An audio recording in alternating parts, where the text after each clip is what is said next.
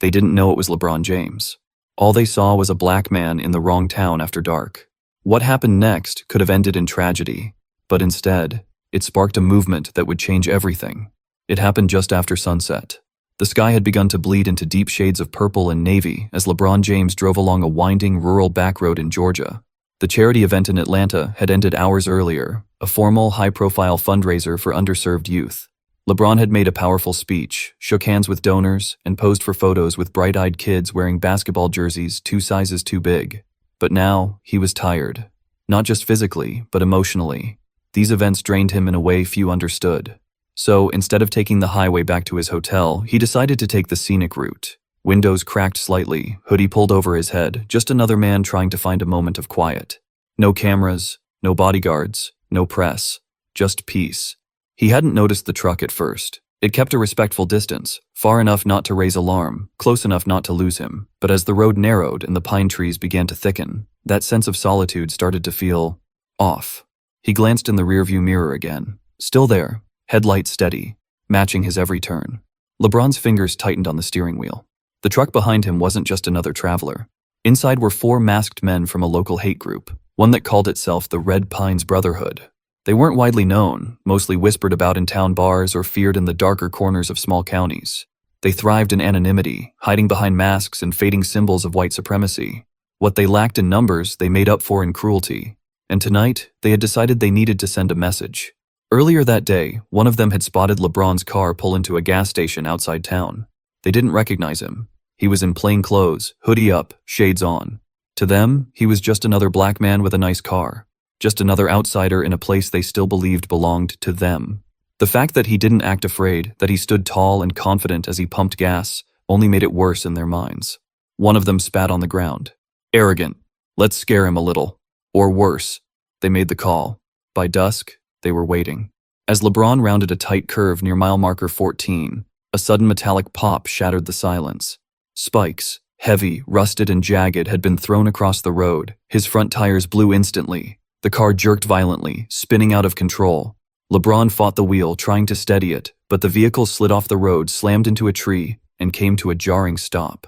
Smoke hissed from the hood. Steam rose in the fading light. For a few long seconds, all was still. Then the truck pulled up. LeBron groaned as he unbuckled and pushed the door open. Disoriented, but not seriously hurt. He stumbled out, breathing hard, and stepped into the headlights' blinding glow. That's when he saw them. 4 men, all masked, all dressed in dark clothing. One held a crowbar.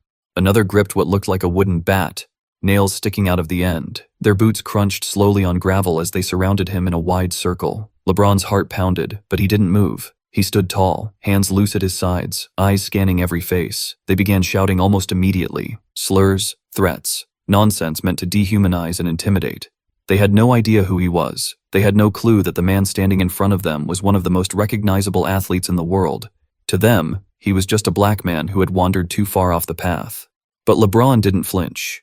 His instinct wasn't to fight, but to assess. He had faced intense pressure before.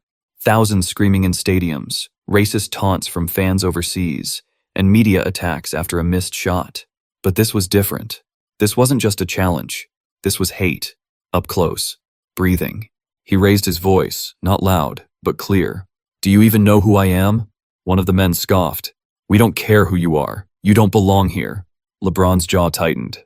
"I've built schools in towns like this, sent kids to college, paid off medical bills for strangers.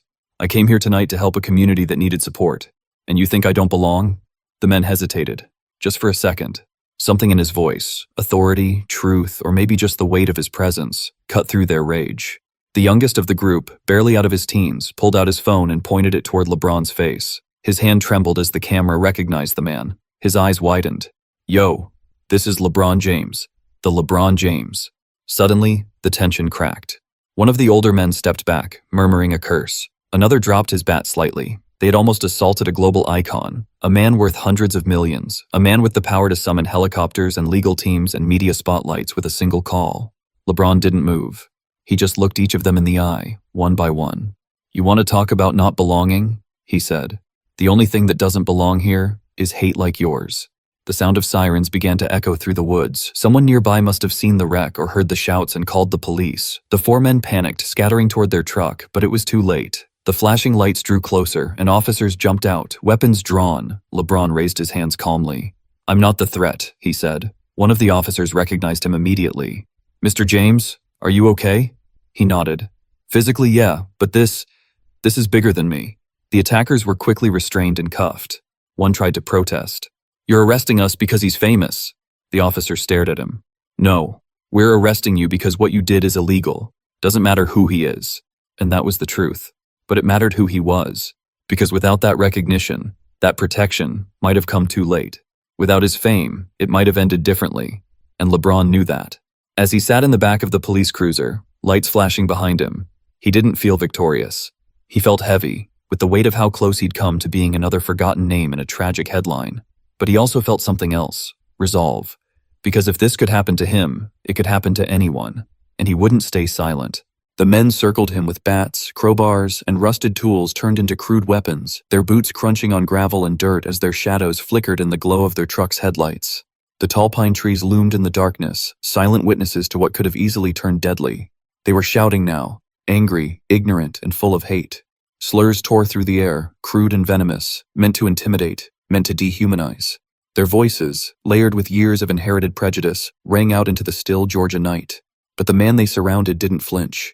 LeBron James stood perfectly still, his frame tall and grounded like a mountain, his breath steady even as their words spit like poison around him. He didn't shout back, he didn't curse, he didn't even raise his hands to defend himself. Instead, he stared, calmly, directly, one by one. His gaze cut through their masks as if he could see every twisted reason behind the hatred in their hearts. They had no idea who they were messing with. Not because of fame, not because of money, but because they had picked the wrong man, the wrong human, to target with their ugliness. Then he spoke, quietly, firmly. "Do you even know who I am?" His voice was so calm it was jarring. It didn't match the chaos of the moment. It cut through their shouting like a razor through silk. One of the men laughed, a sharp, nasty bark of a laugh, filled with contempt. "We don't care who you are. You people don't belong here." LeBron's jaw didn't tighten. His fists didn't clench. Instead, he exhaled. Not in fear, but in something heavier, something older, like he had been in this fight before. Maybe not with fists, but with facts, with truth, with impact. And now, standing on this dirt road in the middle of nowhere, surrounded by masked men ready to do harm, he chose not to meet their ignorance with anger. He chose something more powerful. "You think I don't belong?" he said, his voice steady, low, but clear. "I've helped rebuild schools in places like this, paid off lunch debt, sent thousands of kids to college. Most of them are from neighborhoods that don't get a second look. I just left a fundraiser that raised $2 million for families struggling to feed their kids this winter. And you're telling me I don't belong here?" He paused, letting the silence hang between them. The headlights buzzed faintly behind him. Crickets chirped in the distance, oblivious. The men had stopped moving. One shifted nervously, another lowered his bat ever so slightly.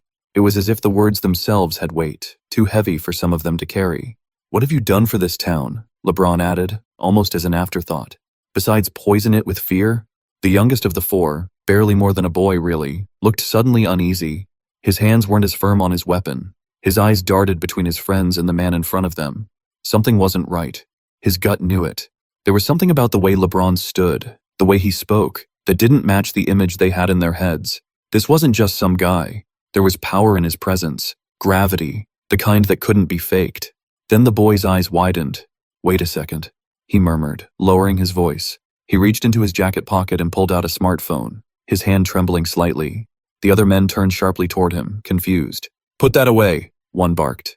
But he didn't listen. He opened his camera, focused it on LeBron's face, and froze. His lips moved silently before the words came out, breathless. Is that LeBron James?" For a moment, no one moved. Then another man took a step back. "No way." The third dropped his crowbar slightly, narrowing his eyes.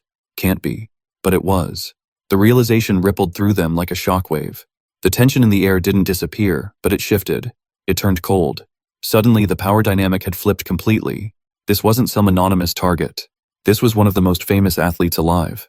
A cultural icon. A multimillionaire with a foundation that had changed thousands of lives. A man who could be on the phone with the White House or ESPN in minutes. And they had just thrown spikes under his tires and surrounded him with weapons. The panic was written on their faces even under their masks. But LeBron didn't move. He didn't gloat. He didn't threaten. He just let the moment sit there, heavy and exposed. Let them wrestle with their fear. Let them feel the weight of what they had almost done. He stepped forward once, slow, calm, and controlled, and looked directly at the young man with the phone. "Now you know who I am," he said. "But that shouldn't be the reason you stop." Another long pause. LeBron turned and looked at the others. "If I were someone else, someone without a name, without money, would you still be circling me like this? What would have happened if I hadn't spoken up?" No one answered. Because they knew. They all knew. What terrified them now wasn't that he was famous. It was what it meant that they hadn't cared until they knew. That they were willing to ruin someone's life, or end it, based on nothing but skin color and their own cowardice. Now that fame stood in front of them, they were afraid. But it wasn't fear that would save them. It was reckoning. Sirens began to echo in the distance, blue and red flashes pulsing against the trees. A neighbor must have seen something, heard something, and called it in. The men turned to run, but they were too late. The sound of gravel skidding under tires signaled the arrival of police cruisers, and soon, floodlights bathed the scene in unforgiving clarity. LeBron didn't run. He didn't hide. He stood in the center of it all, still tall, still calm, still watching. And in that moment, surrounded by flashing lights, broken masks, and dropped weapons, the truth stood even taller. The youngest man, now visibly shaken, reached into his jacket pocket and pulled out his phone with trembling hands. His fingers fumbled for the unlock code, then the camera app, as the adrenaline made his palms slick with sweat. The others barked at him. "What are you doing? Put that down!" But he didn't listen. Something in LeBron's calm presence had pierced through the noise in his head, and some instinct deeper than reason told him, "You need to know who this is." He held the phone up to LeBron's face.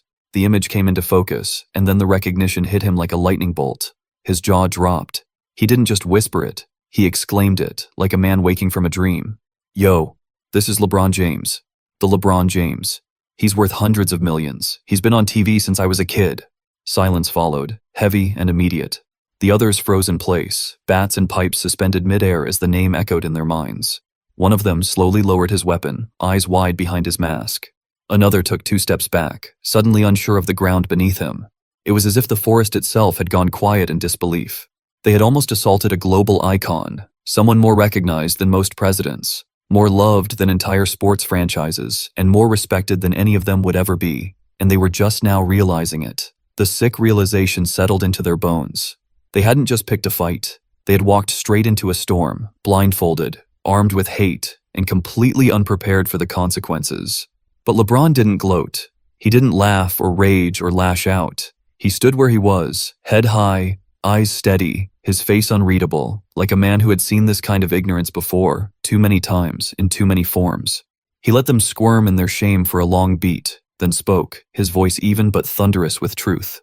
"You want to talk about not belonging?" he said slowly, his gaze sweeping across their faces. "The only thing that doesn't belong in this country anymore is hate like yours." The words weren't shouted, but they landed like punches to the chest. The men flinched. One of them looked away. Another shifted his feet as if preparing to run. LeBron didn't move toward them. He didn't need to. His very presence, his unshaken poise, his refusal to stoop to their level, was more powerful than any physical retaliation could have been. They had come expecting fear, submission, maybe even violence. What they got was something far more devastating: dignity, wisdom, moral strength. It was the kind of strength that couldn't be bought or learned. It had to be lived. And LeBron had lived it.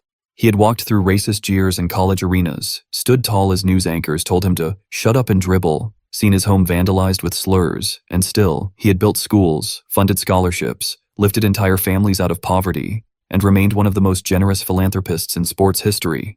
And yet, here he was, surrounded by masked men in the dark woods, forced once again to justify his existence. And he was doing it without fear, without rage, without lowering himself. After letting his words settle, LeBron turned, not in retreat, but with purpose, and began walking calmly toward the road, away from the men who had tried to break him and utterly failed. His back was straight, his pace steady, and his head high. Not once did he look back. There was no need. The damage was done, but not to him. It was their sense of superiority that had cracked, their bravado, their false righteousness. It all crumbled as they watched the man they'd almost hurt walk away unscathed, both physically and spiritually. The headlights of approaching police cruisers began to flash against the trees, bathing the scene in blue and red, like judgment descending from the hills. The faint wail of sirens grew louder, closer. Someone, Maybe a nearby farmer, maybe a driver passing on the other road, had called for help. The men began to panic. The youngest one tried to pocket his phone, but his hands were still shaking. Another muttered curses and looked for a path to run. But it was too late. They'd made their choices. They had revealed who they truly were. Not to the world yet, but to themselves.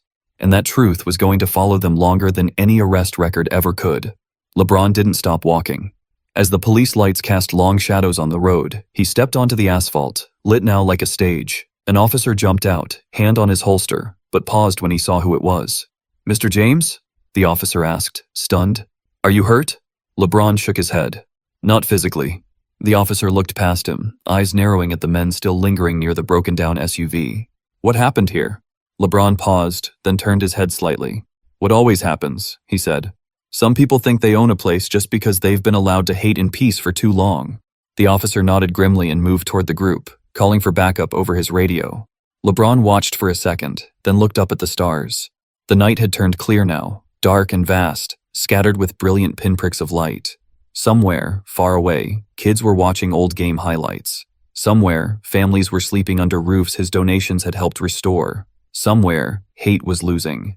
Not all at once, not easily, but slowly, surely, because men like him kept showing up, unafraid, kept walking out of the fire without burning, kept turning moments of danger into moments of truth. As another officer approached and offered him water, LeBron thanked him quietly. Then he turned to look one last time at the men who had tried to break him, now being cuffed, their masks removed, their identities no longer hidden. They weren't monsters, just cowards, products of fear passed down like an old disease, but their time was ending, and he had helped end it by standing tall, speaking truth, and walking away.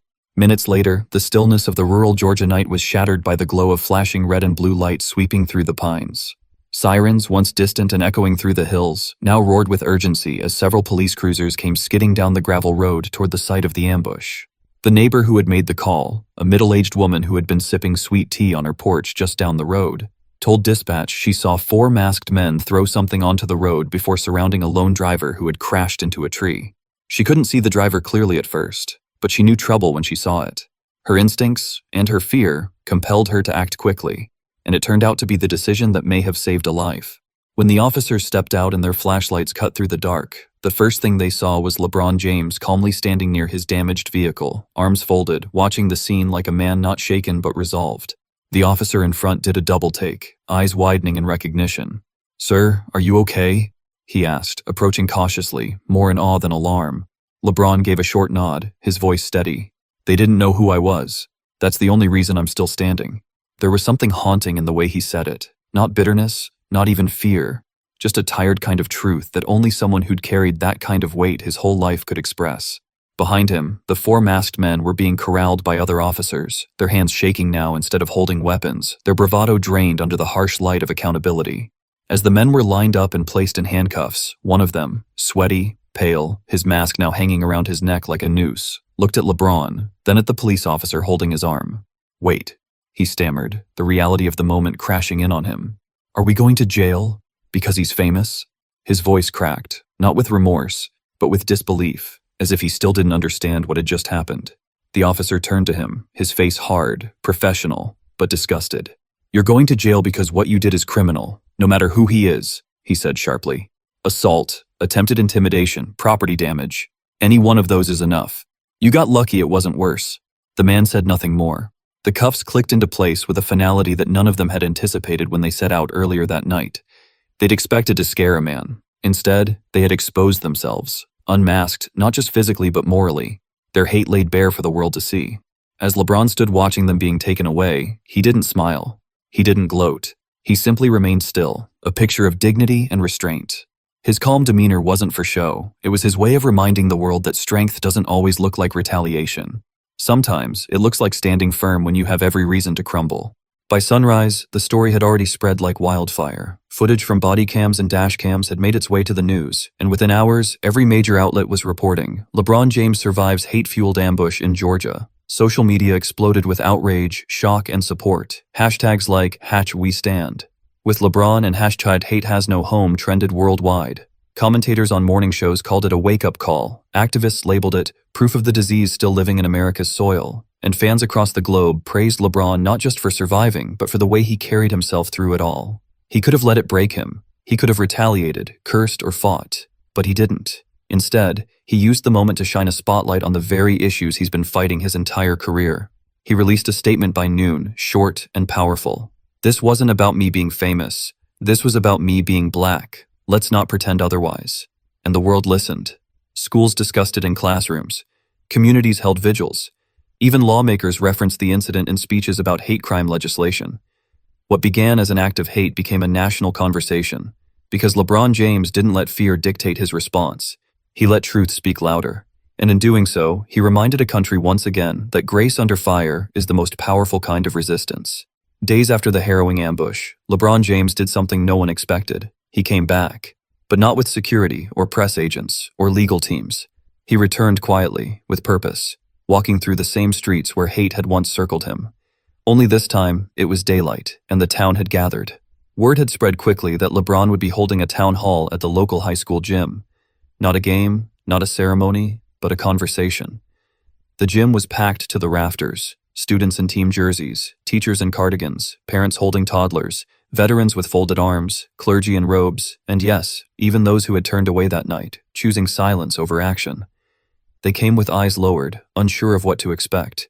But what they found was not condemnation. It was compassion. When LeBron walked onto the wooden floor of the gymnasium, the crowd rose, some clapping, others simply standing in stunned respect. He didn't walk with a microphone crew. He didn't wear a suit. He wore a simple shirt that read, "We all belong." And when he spoke, it wasn't from a place of anger. It was from a place of leadership. "I'm not here to punish your town," he said, his voice echoing off the bleachers. "I'm here to help it grow." The hush in the gym was profound. You could hear a child's shoe squeak on the court floor.